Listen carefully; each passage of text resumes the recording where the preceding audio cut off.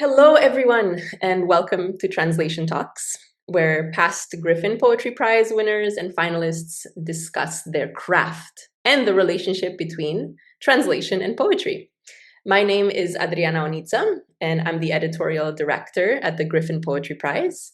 And joining me tonight is my co-host and colleague, Medjin Matherin, along with our esteemed guests, Karen Leeder and Brian Henry. So first off, of course, a big thank you, danke, merci, hovala to each of you for making the time to be here and to learn from these truly exceptional poets and translators. So if you're tuning in, you're likely very passionate about poetry, translation, or both. So before we dive in, I'd like to give you a little background on the Griffin Poetry Prize and what we do. So we were founded in Toronto, Canada, on the traditional lands of many Indigenous nations, including the Mississaugas of the Credit, the Anishinaabeg, the Chippewa, the Haudenosaunee, and the Wendat peoples. We mention this first and foremost to highlight our deep respect for these lands and their languages and the people who have nurtured them for generations. We'd also love to hear where you're joining us from, so please use the chat to share with us and Karen and Brian your city or your territory, your nation. And if you're a poet or translator yourself, let us know. So this is a great opportunity to build community among people like you who share your love for world literature. To share a bit more about the prize, the Griffin Poetry Prize is one of the few international awards that celebrate poetry written in or translated into English. And over the past 2 decades, we've recognized 30 translated collections on our long lists and short lists, with 6 translations even winning the prize, including this year in 2025. So Karen Leeder, who is here with us today, won the 2025 prize alongside German poet Durs Grumbein for Psyche Running, published by Siegel Books. Karen is a writer, scholar, and acclaimed translator of contemporary German literature. Besides the Griffin Poetry Prize, she's received many other accolades for her translations, including the Stephen Spender Prize, the John Frederick Niemes Memorial Prize, the Schlegel-Tieck Prize, and an American Penn Heim Award. She's currently the Schwartz-Taylor Chair of German Language and Literature at the University of Oxford, while also holding a 3-year Einstein Fellowship at the Free University of Berlin. We're very lucky to have you here, Karen. Thank you for being with us today. And we also have Brian Henry with us today, who is shortlisted for this year's prize for Kiss the Eyes of Peace, published by Milkweed Editions, original poetry by Tomasz Salamon. Brian Henry is also the author of Permanent State, 10 other poetry collections of his own, and Things Are Completely Simple, Poetry and Translations, a fabulous book. I highly recommend it. His work has been recognized with 2 National Endowment for the Arts fellowships, the Alice Faye di Castagnola Award, and a Howard Foundation Fellowship, and the Best Translated Book Award. So thank you once again, Karen and Brian, for joining us for our 8th Translation Talks and sharing your insight. I'd like to invite you, Karen, to start off our event by reading a poem in your translation by Durs Grumbein, and followed by Brian, who will read a poem he translated by Tomasz Salamon. Well, thank you. Thank you to Adriana and the Griffin Prize for inviting us to do this podcast. I'm really excited to be talking to Brian, whose poetry and translations I enjoy a lot. So I'm going to kick off with, which was actually the first poem of Durs Grumbein's I ever translated, and it made its way into the selected Psyche Running, and it's called Childhood in the Diorama. Strange, as a child he was always drawn to the inert.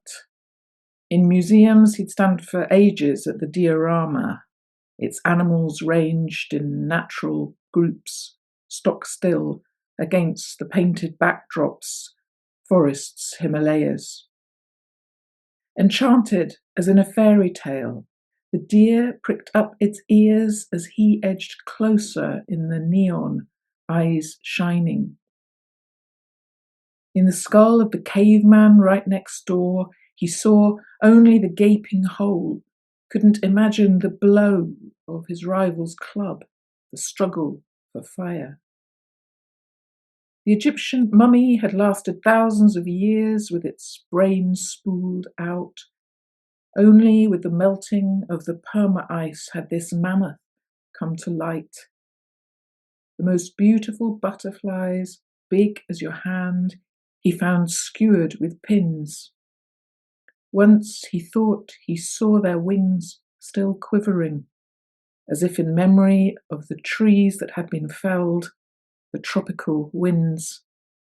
A draught, perhaps, had blown through the displays. Thank you so much, Karen. Brian? Yeah, thank you. And thank you for everyone for coming. And it's great to see the Griffin crew again, virtually as it is.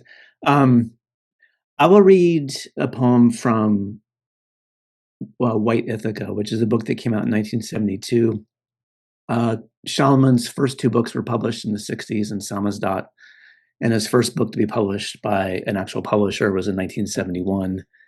And then in the next 3 years, he published, or in that 3 years, he published 4 books. And so I've been translating those books because I think they're amazing and groundbreaking. And this is from White Ithaca. And none of the poems are titled, and half the poems are in 4 quatrains, which this is. Don't fear images of the world, children. Close your eyes. Don't fear roads, dead bodies and trees. Don't fear screams in valleys. Behold, the water doesn't dry up, the skin chars. Don't fear grasses, those dead from the plague. Don't fear being wrapped in color, angry people.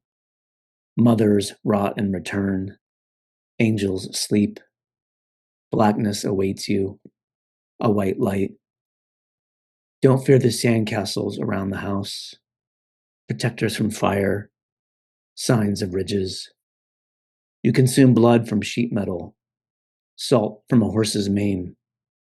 You belong among silence and beasts, among pilgrims of the gates. Don't fear towers, fire drills. Don't fear miracles, swimming in the wake of a shout. The wings of starving tribes, the screaming of a dream. A guardian angel watches over your night. Thank you both for those beautiful readings to open our conversation today. To begin, we'd love to ask you about your journeys into your languages. So neither of you are heritage speakers, meaning that you didn't grow up speaking German or Slovenian at home. And yet you've both become award-winning translators from these languages. So how did you get here? We'd like for you to share what first brought you to these languages, and not just in terms of learning them, but in terms of feeling drawn to these particular languages. Let's begin with Karen. What is your earliest memory or encounter with the German language? Was there a childhood moment or a person or a story that made you think, I want to follow this language? And how did you follow that instinct?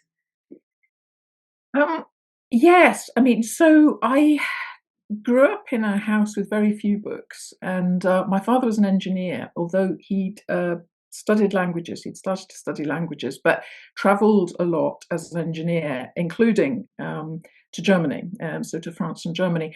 And there weren't very many books, but I remember one book which I always thought was by an author who I thought of as Rumfahrt Huin, and I thought that was an amazing name. And in fact, it was one of his space books. He was a rocket engineer, and it was Raumfahrt wohin, which means space travel where to. And I think when I looked at it, and it just, I remember the set out on the pages and these different letters, which I didn't know what they were. And so there was a sort of fascination. I was very young then. And it sat next to the Oxford Book of English Verse. So it was sort of fused in my mind. And then, but it didn't really go anywhere. I went to school. I did Latin and French, which were the languages we did. And then there was this amazing new teacher at school, and they started to do these accelerated courses in language. And you could, if you were okay at, French, which is the language which everyone learns in the UK first, then you could try one of these exciting other languages. And so it was German. And Mr. David, this amazing teacher, I think was the person who really cemented that for me. He was very, very funny and very frightening. And that combination was just kind of made us all terrified and worked very hard, but made us laugh as well. And I think he really inspired me. And so it was then on, to well, the literature. Once I'd read the literature, I was done for. That was it. It was sort of Brecht and Goethe, which we studied at school, and then to university, which was a kind of old-fashioned course where the literature finished at 1930 or 33. And so the only way you could get around that was to do odd things like East German literature or poetry. And so exactly that's what I did. But it was that, an amazing teacher, which I think is often the case. And then going there, I just felt so free. I felt like a different person in German. You could kind of reinvent yourself. And it was a kind of another existence, which I found so exhilarating, and I kind of and still do. I think I'm very different in German.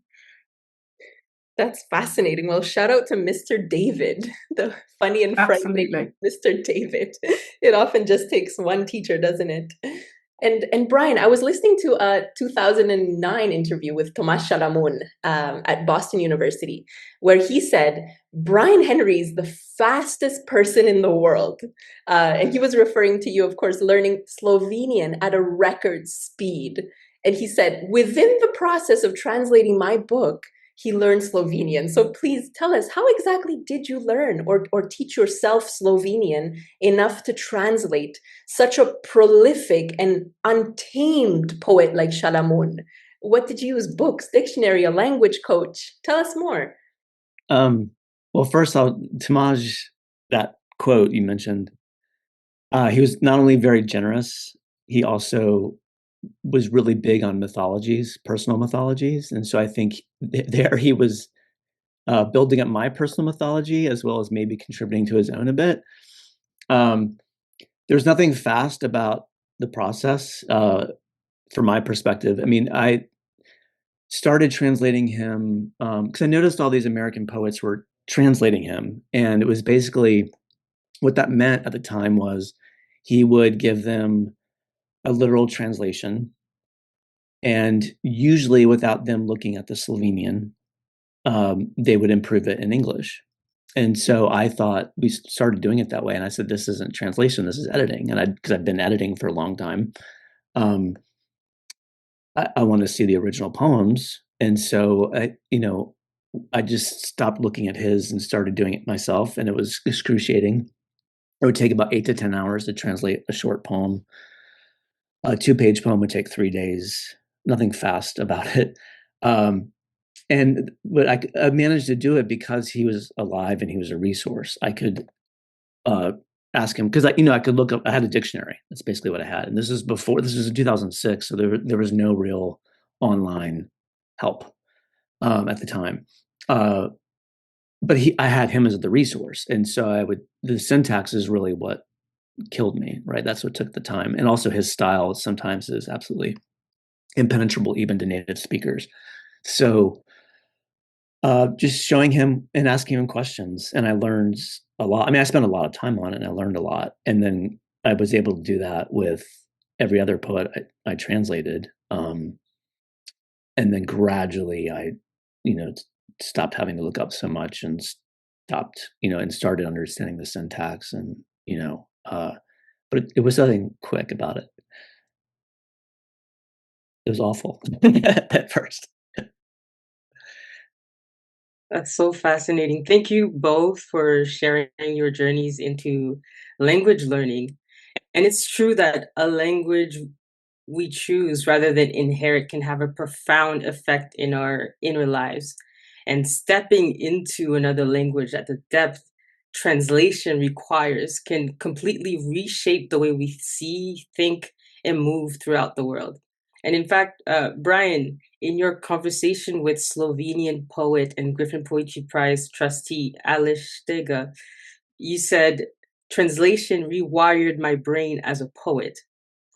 In what ways did learning Slovenian and living so deeply with it to translate change your way of thinking, writing, or even living? That's a great question. I think,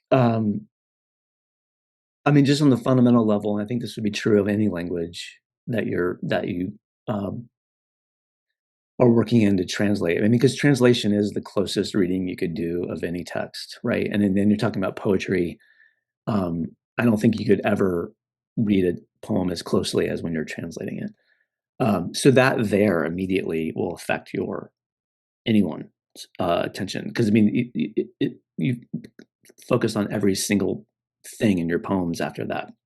But specifically, what I meant was when I started in 2006, and I was translating this specific book by Solomon that was very strange, and his extreme parataxis, and parataxis is just when you're jumping from thing to thing, syntactically. He would do that, but he would do, we're talking time, space, not just language. He would be leaping, and that having to keep up with that sentence by sentence or line by line, just, I'd be in a daze. And it did affect the book I was writing then, not as content, but that kind of vertigo, I usually don't like translating prose. I don't find it as generative or as exciting. But when I was doing the lyric essays in Steger's Berlin, his syntax and long sentences I found captivating. And I do write some lyric essays myself, and I'm a sucker for the long sentence in poems and in prose.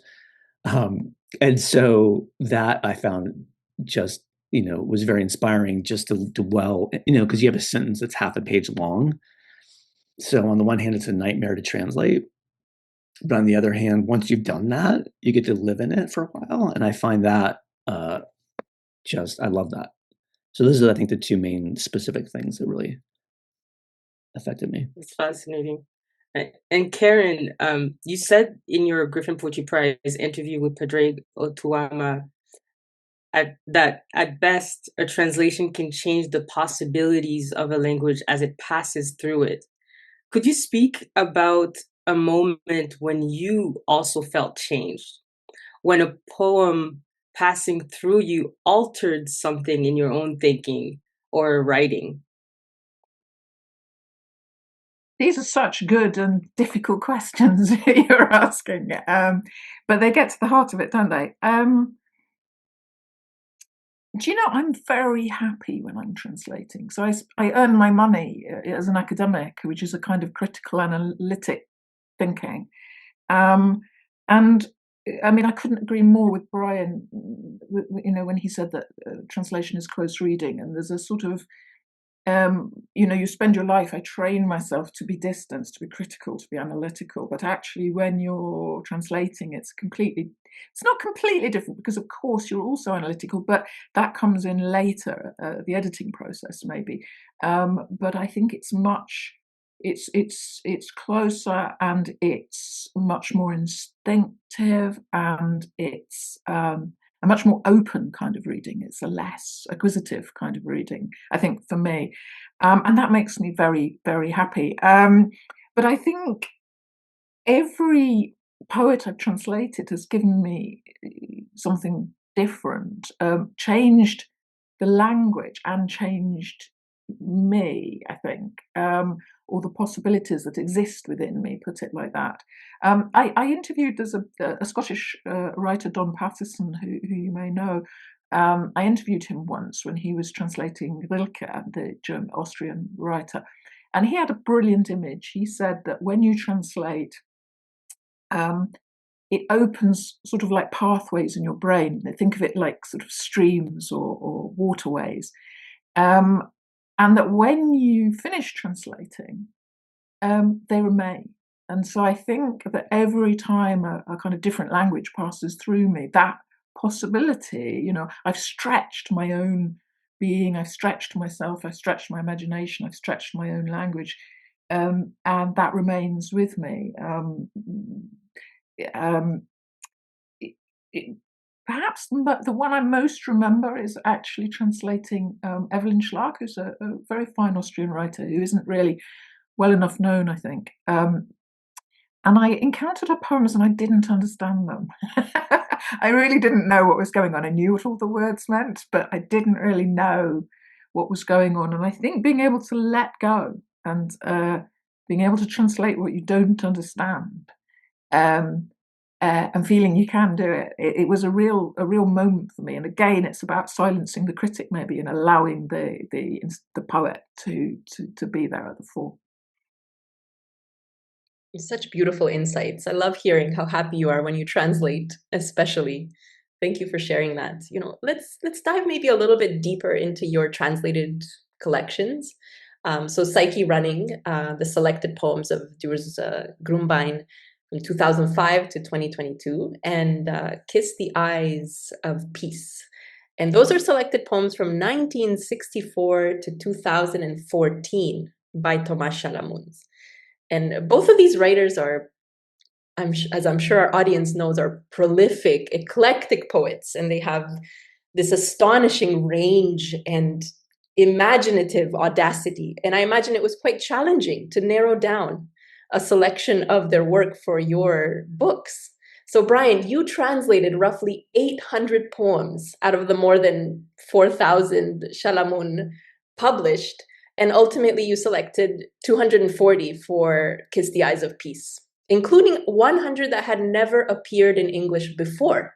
I found it fascinating that you set yourself the goal of choosing at least one poem from each of his 52 books to create a portrait of Chalamun, or as you've said, his greatest hits. So could you walk us through a little bit about your translation and curation process? What did that look like? Was it anything like assembling a poetry collection of your own, or was it an entirely different way of thinking and choosing? Totally different. I mean, I've been like I mentioned earlier, I've been an editor for a long time, and so I think that wasn't daunting per se. And I've also edited, from enormous, I've taken thousands of pages and edited them down. So that also, I mean, it sounds like it's daunting, but once you've done it a few times, it becomes less daunting. I think the hard part is, I don't want to sound grandiose or anything, but I mean, this is a sort of legacy kind of book. It's the only, or it's at least the first kind of career spanning selected poem Shalamun would have. He was a dear friend of mine in my family. I felt the huge weight of that, responsibility, let's say. But I embraced that. I think I mean, I did it completely out of love, and so I think that's another that helped. That kind of buoyed me. But what I did, like literally, I went through all 52 of his books, poem by poem. I did very rough translations of every poem.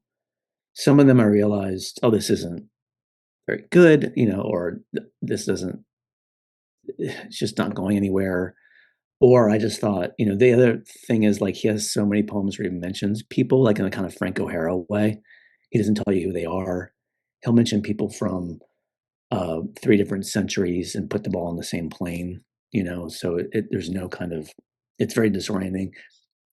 I was conscious of not overdoing that in the selected, because I mean, there's obviously some of it, but I thought, well, this is the 8th poem where he does this, and there's not, and it's just, and there's some weird animal, and there's this happening. So I thought, you don't need so much of that. But I thought it was really important to have a poem from each book, at least one poem from each book. And I also was guided by his own 900-page selected poems that came out in Slovenia in 2011. Because my sense of what were the most important books actually, like, I think were reinforced by his selections, because I looked at the number of poems he chose from those books for his selected.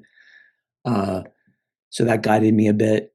I wanted to make sure to get his most famous poems in there, obviously, albeit under new translations. And then I also, I think for me, the funnest part was going back to books that could have, or that would have been in his first selected, which came out in 1997 and covered his first 26 books. So poems from those books, finding poems that weren't in that book and also weren't translated anywhere else, but that I thought were fabulous. So that was really fun, like finding, like unearthing treasure, right? I enjoyed that. And then the other part was just basically taking the next 26 books and creating a picture or portrait that I think was daunting, but really fun because, my sense of like what he was doing. I mean, if you look at his book list, like his last decade of his life, he wrote, at least 15 books. I can't keep track. It was incredible. Yeah. And so, and the other thing I'll just go back to is, as a poet, everything I translate needs to work as every poem I translate needs to work as a poem in English. I don't want like an artifact, or something that's sort of like, like Google Translate could have done and just given it to you, right? It needs to breathe. And so the selection process, I pretty quickly narrowed it down to 450 poems quickly, easily, let's say. And then that hard part came, and it was basically like, what's not redundant or what's not repetitive, or what's, and then what seems freshest in English, what is most alive in English. And that's how I came to the 240. And 240 was really just to make the book manageable. It's already pretty big. Yeah. I didn't want, I kind of wanted, but I decided not to do like a doorstop kind of book. So I could have easily done a 500-page book very easily, and it would have made me very happy. Yes. But I didn't. Are there poems that you still think about and you still wish were in the collection that you maybe promised yourself that it would land in a future selected poems, maybe? Of course. Yeah. Of course. Yeah. I'm still translating complete books like that haven't been translated yet. And sometimes second guess. It's natural to second guess yourself, right? Yeah. Mm-hmm. Thank you for sharing an insight into that fascinating process. And Karen, Psyche Running gathers Durz's poems from 2005 to 2022. And in your joint interview with Sarah Howe, who's our Griffin Poetry Prize trustee, Durz described the book as an artistic retrospective exhibition. So thinking about your own role in shaping that retrospective, how would you describe your curation process for Psyche Running? Yes, I remember that comment. You never know what Durz is going to come out with. And it's very interesting because in quite a recent poem from his last collection called 1962, which is his birth year and my birth year, he references the poet, the artist Gerhard Richter, and his picture number one, which he rejected all his previous pictures and started from scratch, and in his catalogue raisonné. And so I think Durz thinks of this maybe as a bit of a catalogue raisonné, yeah, I think like Brian, translated many more poems than were in there, and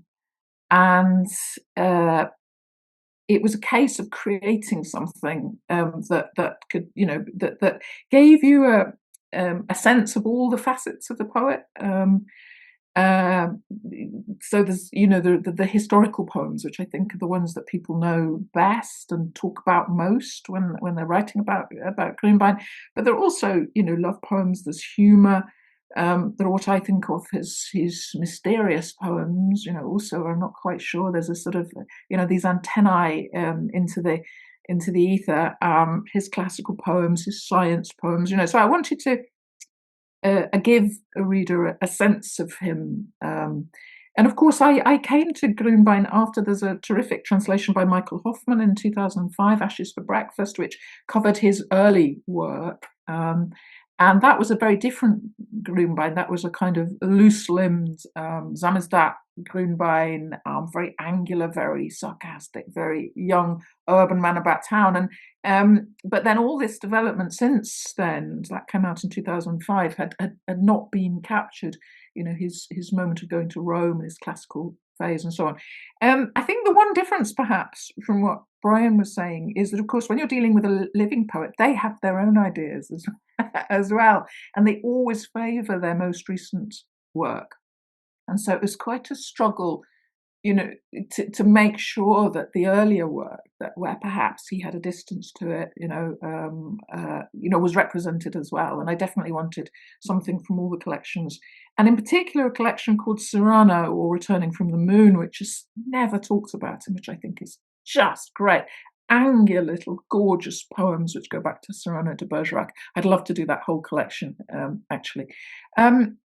So that was always, that was a conversation. And there, you can come in as an editor and as well as a translator and say, but yeah, we want this, to see this movement through the collection. We want that track, or to say, oh, that's not very good though.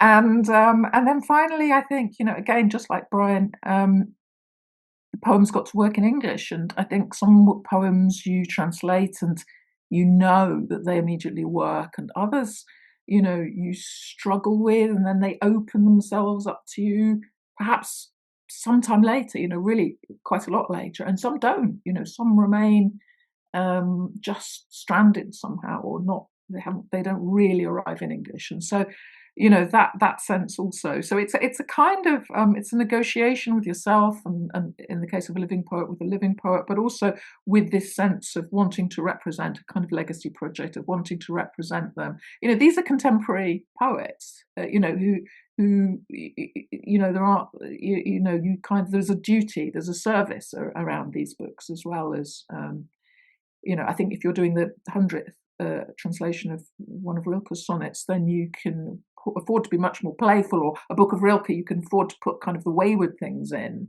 But here you also want to, serve them and set them up in the world. I love that. Translation as duty, but also service and legacy. I think that's really lovely. You both translated multiple poets with very different voices, styles, forms, and rhythms. Karen, beyond Ders Grünbein, your translation work spans Evelyn Schlag, Raoul Schrott, Michael Krüger, Volker Braun, and Ulrike Almuth-Sendig. And in an interview for New Books in German, you said one of the tasks as a translator very often is to find a voice for whoever you're translating that is not the same as what already exists in English. And Brian, you translated Tomasz Chalamun, Aleš Debiljak, and Aleš Steger. And echoing what Karen said, you mentioned, I don't want my Chalamun's translations to sound like Steger or Debiljak translations. And I don't want any of my translations to sound like my poems. I want each poet to sound like themselves, albeit in English, with me as the conduit.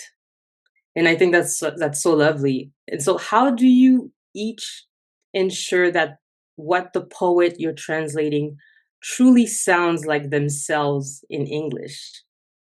What practical advice would you offer emerging translators, even who are struggling with this very concern on trying to honor the poet's voice without inserting too much of their own? Karen, you can start. Oh, I've drawn the short straw. That's such a good question. I think so. That thing I said, I sort of borrowed, in a sense, from a brilliant essay called "The Fifth Dimension" by Ulrike Dresner, some of whose work I'm translating now, actually. And she talked about when a baby is in the womb, it listens for all the voices, so that when it's born, it can find a frequency for its own voice, which is separate from everything else and which is heard. I thought that was so interesting. And I think you're doing that a bit as a translator. There's an old thing when you're pitching a particularly prose to a publisher, you try to sort of make it sound a bit like what there is, but a bit different. So you'll say, it's a mixture between Jane Austen and Cormac McCarthy or something, or it's kind of, and you try to create this idea of the voice. But I think, and you can actually read things in your own language which are like what you think it is. So you can prepare yourself, if you're translating from the 19th century or something, you can prepare yourself by reading similar things in your own language. And I guess there's a certain amount you can do that. I mean, Doers often uses classical forms, for example, hexameter and things that aren't very natural in English. And so I can read hexameters. I'm translating, as I said, Ulrike Dresner, a rewriting of the Odyssey at the moment. So I've read all the translations in English of the Odyssey to get myself into the kind of the way. So I guess those things are about finding voices, about keeping your own voice out. I'm going to sound like a horrible purist now, but I think you just leave your ego at the door. I'm not about having a conversation with the poet in the translation. I'm about, I suppose, putting all my aptitudes or possibilities at the service of the poem. And, I don't need it to be about me. Now, that isn't a very good answer. But I think it's about that close reading. I mean, I think often when I translate, one of my, an early draft might be a bit too much for me.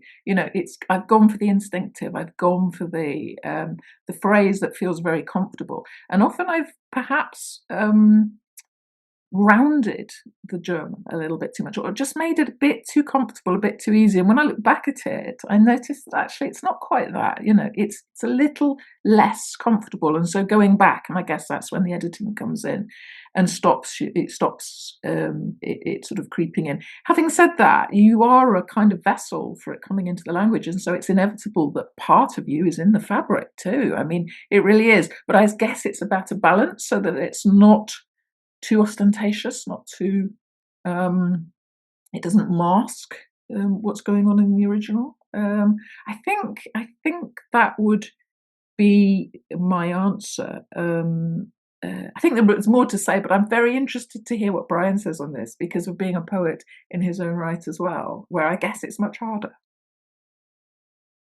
Yes. What you said was great, and I think there's a few things I'll try to circle back to, but I think my job in doing that is actually easier than Karen's, because I almost exclusively translate poets I knew personally. I think that makes it much easier.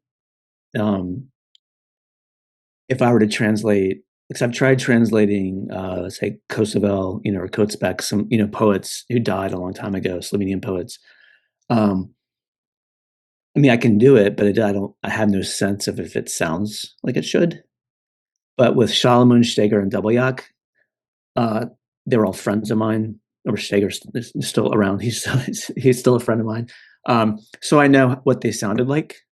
I know how they spoke, how they argued, how they moved, how they read their own poems in English, other translations, and in Slovenian. And so for me, it's about when I finish a translation, or I'm in that last stage, can I hear them read it? Or could I hear them read it in my head? I can't do that with, Kosovel. So I think that's like a nice way to make it. And also, I think one way to make it not sound like me is my attitude towards translation. I'll mention Schleiermacher, the great philosopher, but his idea of translator can either move the reader to the author or the author to the reader, which basically just means like you can make it so accessible that they can't even tell it's translation, or you can make the reader work. And I try to usually find some kind of spectrum in the middle ground, depending on who I'm working with. But by being conscious of that, and by that I mean like I want the poems that I translate to work in English as poems. I don't want them necessarily to sound as if they're written in English. I want them to push English. I want them to change English. I want American and Canadian and English poets and any poet reading in English. I want their sense of possibilities of English language poetry to change through the translations, and by that I mean it's mainly through syntax, right? It's also through not anglicizing things. But that translation choice, I think, helps the poems not sound like me because I don't write like that. Because I'm a fluent native English speaker, so there's a different kind of residue. There's no residue of foreignness, right, in my own poems, but they should be. There should be a residue of the original, albeit working still as an English poem. I would hope in my translations. But in terms of like if the poet is, I've never met them or they're long dead, it's really hard, I think, to know because you can't really know. And again, I'll narrow it further. I'm talking mainly about lyric poems, which is also different because the lyric poem is tied to the body, it's tied to the voice, right? It's different than, say, a narrative poem, different than prose. Like the question of voice, I think, is different. In your interview, actually, with Alice Steger, you talk about the need to honor the sonic scaffolding of the original poem. I'd love to hear more about that idea. What does sonic scaffolding mean to you, and how do you go about preserving it or rebuilding it in English? I think that's a great question. And again, I think I have an easier job than Karen because none of the poets I translate write in classical forms. So I don't have to rhyme or do meter. Thank God. But I think, I do look up, poems basically are just, if you take away meaning, they're just a series of sounds. And often, I personally have been very moved by poems, hearing poems in languages I don't know. Why is that? Sound, tone, voice, right? And so when I look at, when I see something happening in the original, and by sonic scaffolding, I mean, it's usually vowels, but sometimes consonants, right? Hard consonants can kind of cluster together. Or if there's repetition of words, I think one of the pitfalls of translation is that translators will too often get queasy about maintaining the author's repetition and just substitute synonyms, and I hate that. I think like the author chose those. The word is in the poem 4 times for a reason, or variations of the word. They could choose another word if they wanted, right? So things like that, like everything. But I just notice. I try to notice everything I can, and you can't replicate it there necessarily. Like if there's like accents or internal rhymes across 3 lines, right? You might not be able to replicate it there, but I want to compensate for it elsewhere so that lyrically it still occupies. And also I want my poems, I want the poems to translate to occupy about as much time because poems occur in time, right? I mean, especially lyric poems, it's like music. You can't, and I remember this is before I translated, but I remember this is in the 90s. I was at a Moscow Poetry Festival and I read my poem in English and then they read the Russian and it took half as long and that really bothered me. I was like, it's not a 15-second poem. It's like a 30-second poem, right? And so I also try to make sure that my poem translations occupy so much space, like sonic space. And so one of the things I would do when I can with Steger is I'll go to Ljubljana and he'll read and we'll go out for lunch, and he'll read the original I'll read the translation to make sure that the tone, pace, and duration are as close as I can get it, and I'll make little subtle changes for that. That's excellent advice, actually. I'm going to try that. This whole discussion right now reminds me of the writing tips that we shared on our social media from both Karen and Brian. So Karen said, translation can often mean smoothing or flattening the original. And she challenged you and everyone to dare to be as wild, spiky, and transgressive as the original. And Brian said something similar. The translated poem should always contain a certain amount of strangeness, not exoticized foreignness, but a reminder that the poem originated elsewhere. Translators need to resist English's tendency to absorb everything. And I loved how in your interview with Steger, you talked about how even Shalamun himself would say, "Don't tame my crystal madness." So our next question, we would love to hear about maybe a specific example from a poem off the top of your head where you consciously dared to be wild or spiky or strange, where you allowed that to come through in English. Karen? Yeah. Now we've got to put our money where our mouths are. Yeah. So I agree. I think that the translation often smooths, and people are afraid of being thought to misunderstand, or they want things to fit into the language and feel fluent, and for many reasons, they are sometimes quite afraid. But actually, the best poetry is really exciting, it's really bold, it's really transgressive, and translations need to do that too. Not always in the same place, just as Brian said. That it might be that you can't create an effect somewhere, but it will come back somewhere else. You'll make a little explosion in the poem somewhere else. I've got a bad example actually, which is that I translated. So this is Raoul Schrott, and he wrote a gorgeous book about singing dunes, called in German Die Wüste lobt nur, and I translate it as the Desert of Lob. Now, it's sort of prose, actually. I mean, I'd argue it's kind of prose poems in a way.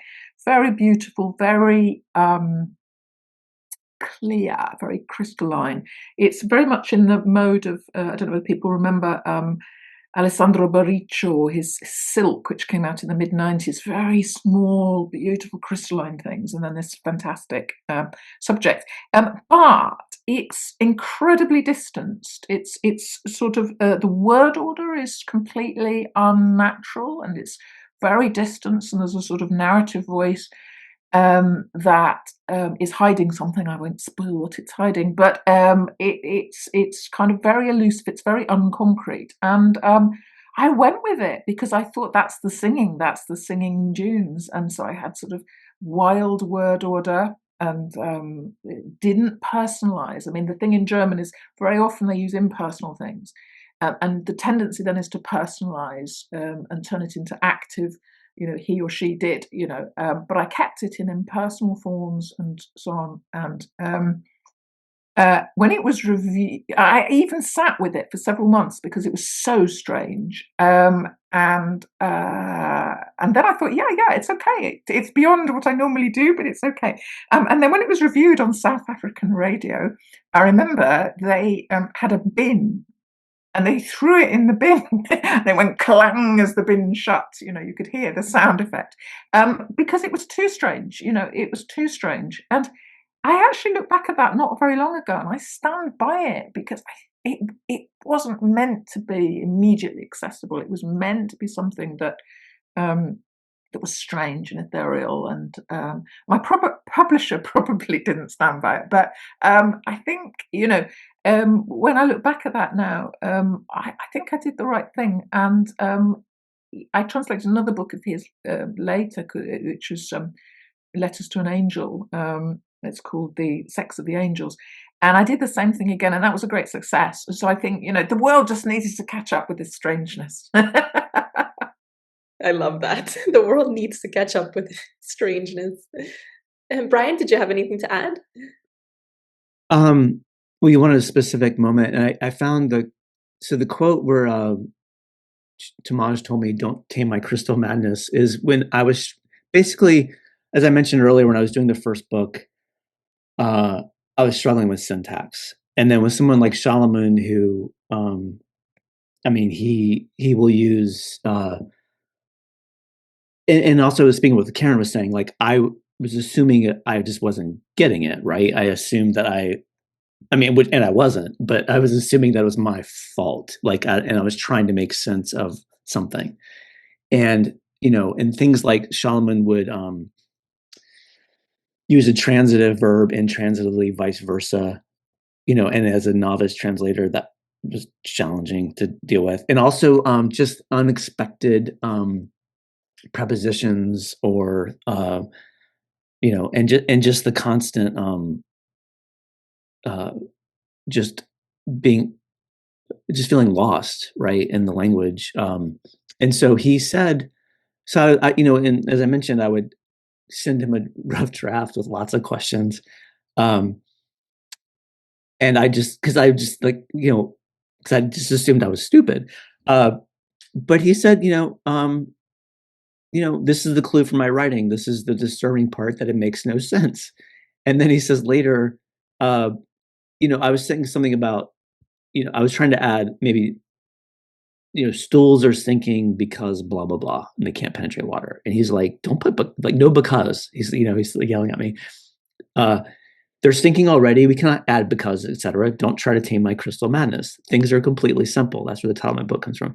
I only describe what they do, or they do what I order them to do, and they like to do what was not done before. So when things are not he's trying to make them do things that were not done before, as Karen mentioned, you kind of have to let go of expectation that you're going to wrangle this, you can't tame the crystal madness. And so it was constant. I mean, every poem I had examples of just like, this makes no sense. And then also, I mean, when I was working on the last book, I had two people who I would rely on in Slovenia, Steger and Mia Morhic, who was Tamaj's assistant and now runs the Tamaj Solomon Center for Poetry in Ljubljana. And I would ask them, like, what, I can't find this anywhere. The word doesn't exist, and often they wouldn't know. I mean, these are two people who knew him very well, who were very smart, great poets. And they would say he either made up the word, or it's because I would often say, like, is it possibly like a typo? Because I would find typos in original books, which is just absolute nightmare. Or is it like some archaic dialect, regional dialect? And you just kind of, I mean, if they don't know, who would, except for the author, right? So you just kind of have to let go sometimes. Thank you so much. So a reminder that we will open up the floor for questions in a few minutes. So gather your thoughts. If you would like to type out a question in the chat or unmute yourself and ask Karen and Brian directly, that'd be lovely. So one of our last questions for you has to do with the role of the human translator. And I noticed last month, Karen, an article, an interview with you at Oxford talking about your latest course offering. Could you tell us a little bit more about that, and how in this age that we're living in of rampant and ubiquitous AI, what makes the human translator's work important right now? Yeah, thank you. So I'm very excited about this. It's a new master's course called Creative Translation. And it's sort of translation in its widest sense, translation, adaptation, and thinking about how works can travel over centuries as well, and change as they go, and change forms and so on. Very exciting. It's going to be in all the modern languages, and I hope, at one point to extend it to also languages from further away, Chinese and Arabic and so on. But it's concentrating at the moment on sort of European languages. And what's sort of unique about it in Oxford is that it combines a kind of background in theory, and also then close analysis of what translations have done. So you're comparing existing translations, but then also it's hands-on translation creative writing course as well, in that people will do their own translations and will have a chance to submit a kind of substantial translation of their own as the last part of the course. And then they're introduced to sort of industry specialists and creatives who give them an insight and allow them to sort of think about, home, what makes a good translation, and also to take next steps into the profession. So yeah, admissions are open now. We start our first cohort in October 26. Very exciting. It's a kind of completely new course, actually, in what Oxford does, and it's so much of the moment because everyone's saying you don't need human translators, but and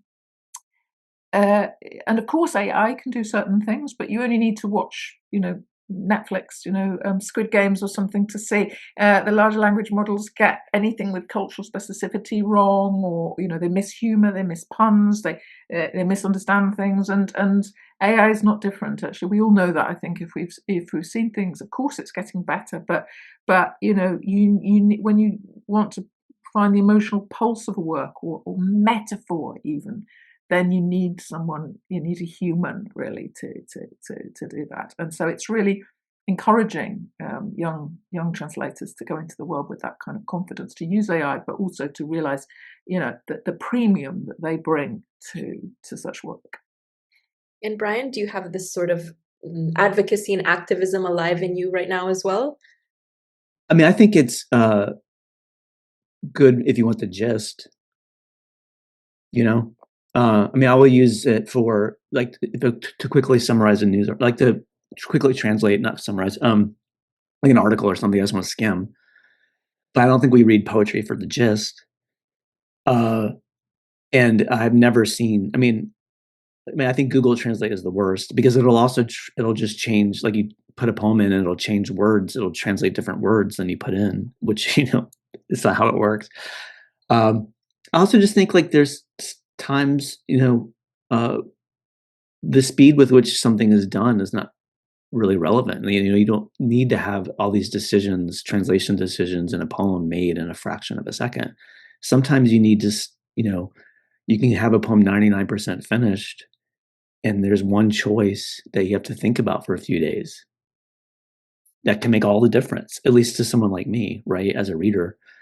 So I think it's useful. I mean, I do let my students, because I teach translation as well, I do let my students use it as, because they translate in languages they don't know. That's part of the fun part of it. I try to give them, I try to empower them. But that's the starting point. It's not the product. And my favorite, just for everyone who is interested in translating, I think the best, place to go for a starting point is DeepL, DEEPL.com. But that's where you start. That's not where you finish. And so I have my students, they have to turn those drafts that they use as well as what they did to them. And theirs are these are undergraduates, right? 19 to 20, 21-year-olds. Theirs are always better than any AI or any online translator. Always. So I just think yeah, anyways, I don't have much. It's a tool, right? It's a tool. It's not a replacement. I love that. What is next for you both as translators and poets? And also, do you have any questions for one another? Well, I mentioned that I've been doing some of Shalaman's complete early books that I like to try to publish, just because I think they're groundbreaking and amazing. And right now, I'm working on, or over the coming year, I'm mostly trying to finish my own book of poems. But when I am translating, I'm doing one of the regrets I had for the selected poems is that I couldn't include, or I didn't include any of his really short poems, like 1, 2, 3 lines. And I just felt like I couldn't justify dropping something for like a 2-line poem. So I'm going through all of his books and I'm going to translate all of his super short poems and then do a selection, because I just think there's something I love. I mean, personally, I love writing really short poems. I like poems that just explode and then they're gone. And then I'm also doing his very final book, which just came out in Slovenia last year, 10 years after his death. And I'm doing the translation to commemorate the 10th anniversary of the founding of the Tomasz Salomon Center in Slovenia. And these are poems that he was too ill because he was dying of cancer, and he was too ill to write or type. And so he dictated them to his wife, Mecca, and I'm translating those. And they are as wild and crazy as anything he had done before. Like, he never stopped until he had, could no longer do anything, I guess. But and I find that very inspiring. A writer who can't actually write, type, but still has poems coming, and delivering them. And then Mike was, amazing, and transcribing them, preserving them. So yeah, those are the main things. I love that. Karen? Yeah, so I'm doing a few things which are completely different from one another. I've been translating some Heine Müller, who is well known, I think, in English as a dramatist. Robert Wilson has done his work, but he produced an extraordinary body of poetry, especially actually going back to what Brian said, as when he was ill and dying, his late poetry in a sort of extraordinary creative burst in the 1990s, early 1990s. So I've been doing that. I'm also translating some Rilke. It's the centenary year, and I've been, doing that 100th translation of some of Rilke's sonnets and seeing what I can make of them. And then I also mentioned Ulrike Dresner, another contemporary German poet, has done a brilliant, extraordinary rewriting of the Odyssey, except it's called Penelope's Schiff. It's got brackets in the word Schiff. So interesting. And it's a kind of 350-page rewriting where, when Odysseus comes home, Penelope sets off. She's, all her 20 years of management, she's built her own ship and off she goes on her own Odyssey. And it's sort of in extraordinary forms, and it's spliced with a lot of Greek. And so I've been, as I say, kind of working on that. It's very difficult, but very, very exciting. So yeah, and I've got loads of questions for Brian, but I'm noticing the time, so and I'm sure our colleagues here would like to ask questions, so I'll hold those for another day. Yes, we definitely have questions that were shared in the chat. Matthew Stillman shared in the chat and wanted to ask both of you a question. And he said, would Karen and Brian grant us some questions a reader of a translation can ask while reading a new translation to have a sense of its workingness? That's a really good question. What do you think? Well, I'm not sure whether the reader in question has the language, and so what I'd say originally, immediately, is, without quite knowing the situation, is if they have the language and they can put the two poems next to each other, do they look the same on the page? Go back to that taking up sonnet, taking up time and taking up space. What's happened to the form? Does it look like it's rhymed, or does it have a meter? What's happened to that? Not saying it needs to be a one-for-one translation, but you've got to account for that tension somehow in another language if it's there. So I would be looking to see, looking across, and seeing what's gone on. So those would be my questions. For a language I don't understand, for example, or know a bit of, it would be kind of looking at the decisions that have been made, really, and seeing if I can glean those, and can I have confidence in that translator? Can I have confidence in that voice? Yeah, I think, and just to add to that, I would also say, I'm a big fan of reading multiple translations, and I think it's really useful to whether it's Neruda or, you know, Rilke or Baudelaire, whoever, right? If you can find multiple translations, and if you're reading if it's that kind of book, you're reading a new translation, you can start looking for where they've changed things and then start thinking about why. I think one risk is if it's, and this, I don't mean to sound mean, but if it sounds like it was written by like, a young hip poet, if the young hip poet translated it and it sounds like a young hip poet wrote it, you want to question that, because like if it's not that kind of poet you're translating, if it's like au courant, if it sounds trendy, I think that's something that you have to think about, unless the poet is trendy, and also I just think like how the book is presented matters too. There's a book that I use in my class when I teach and have my students, like, we talk about it, that is presented as a selected poems of a poet, but it's really imitations, or it's really versions, I would say, like radically different. And maybe they try to capture the spirit of the original poet, but I think that, like, when I first read that book, I was suspicious. So I went and then looked and got everything, and then I was angry. So I just think, like, but it also depends on how it's presented too.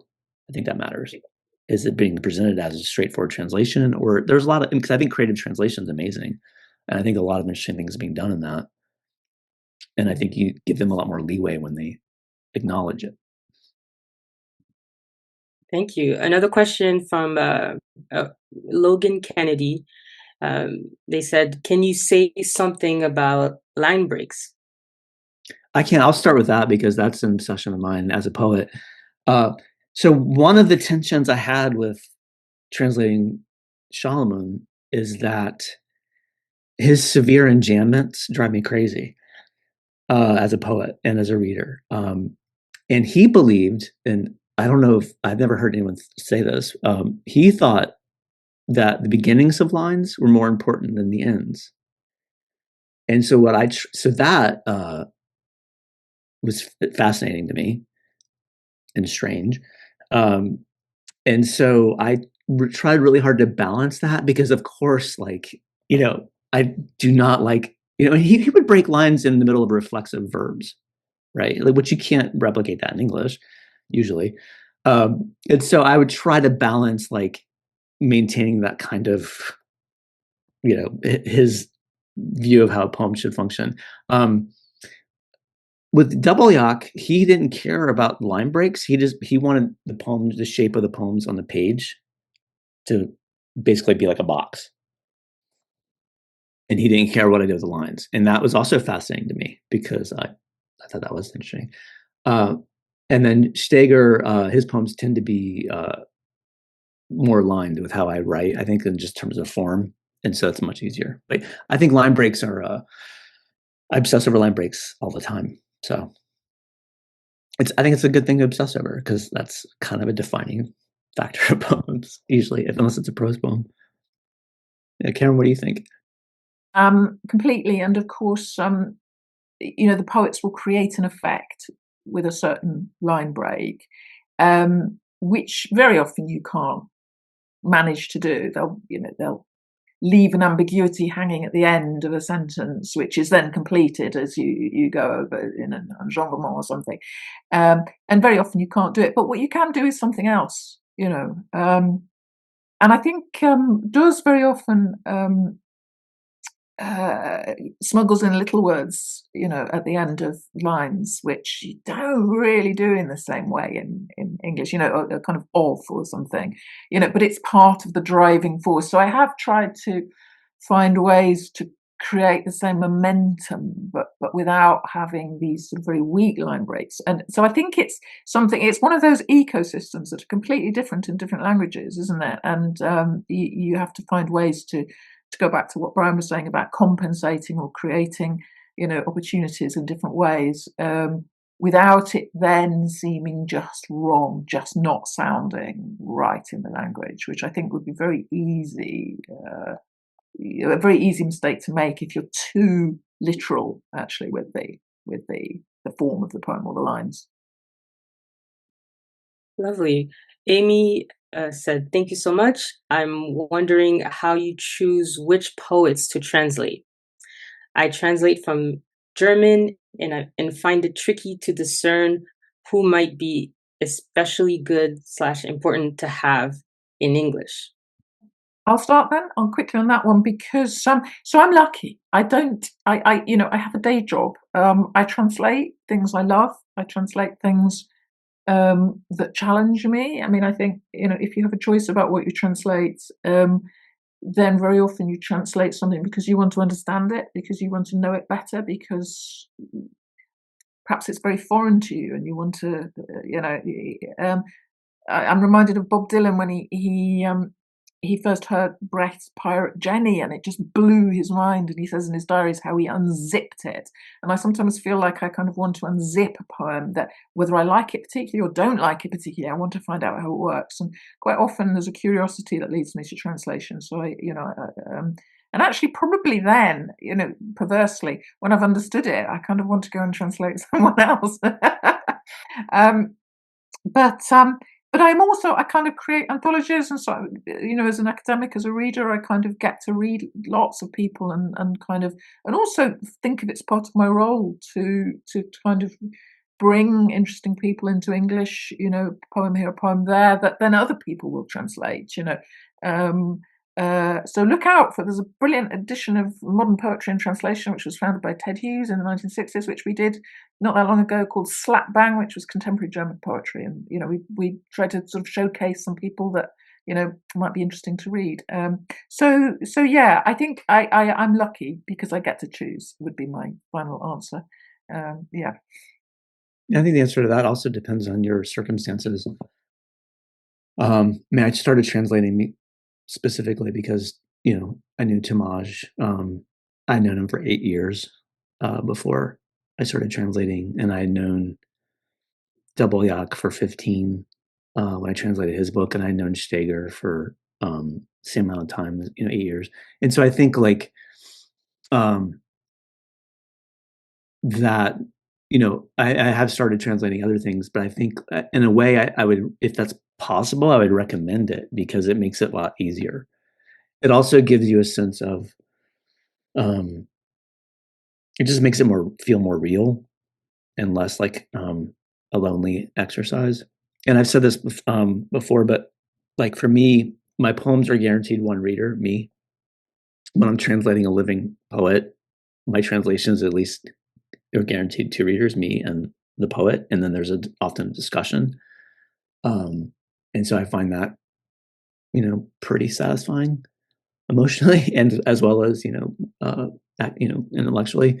But if you're looking for new poets, I would, if you can go to festivals, if it's possible. I think that's a good way to find, get some magazines from, literary magazines, and just see what's happening, which is hard. Obviously there's a lot of parameters around that, but I think it helps, makes it faster.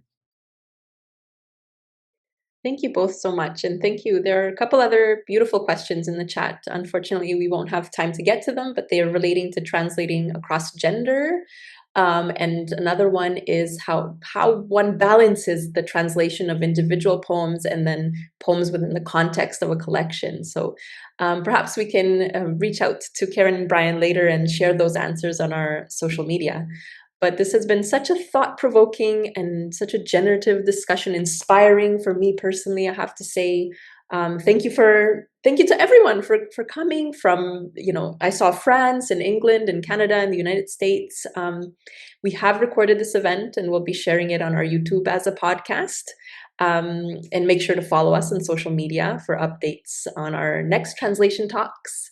We will be sharing our 10-book long list for the Griffin Poetry Prize in March, our short list in April, our Canadian First Book Prize winner in May, and the Lifetime Recognition recipient in May. And as always, in June, the Griffin Poetry Prize readings will take place in Toronto, where the winner will be announced on stage. So before we end, we have a very special treat because Karen and Brian will now share a poem, not that they translated, but a poem of their own that they wrote. So Karen, let's begin with you, and then we'll hop over to Brian.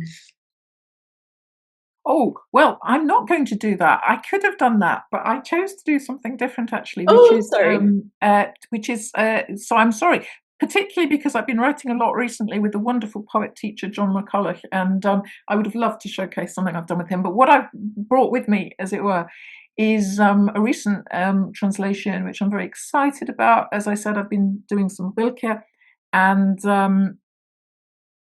so this is one of those sonnets to Orpheus. And it's been done so many times before that you kind of feel, there's a special anxiety about even approaching it. But, anyway. Be ahead of all parting, as if it were already behind you, like this winter gone by. For there will come such an endless winter that your heart will overwinter just to survive. Always be dead in Eurydice. Then more singing return, more praising into the pure relation of all things. Here, among this vanishing, this dwindling earth, be a ringing glass that shatters as it rings. Be, and also know what not being means, the infinite source vibrating deep within, so you may perfect your one earthly moment. To all that has been, to the mute and dulled store of all nature, to these multitudes untold, add yourself with joy and keep no count. Thank you. So I get to follow Rilke. Great. Thanks for that. Yeah, that was beautiful. So this is just a poem from a book I've been working on, trying to finish, called Small World. And the only thing you need to know about the poem is, if you're not in the United States, prior authorization is an insurance term, which is basically means anytime you need anything that costs money, you need prior authorization.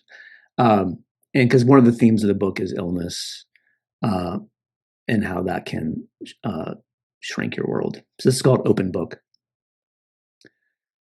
You've mistaken the old wavelength for the new wavelength. It's shifted in your sleep. You've mistaken sleep for thought, breathing for talk, rest for nodding off. You've mistaken you for me for the thing you stuffed into the bathroom sink to stop hair from collecting. You've mistaken collect for clog, fiberglass for glass, foil for foliage. You borrowed a book and failed to return it.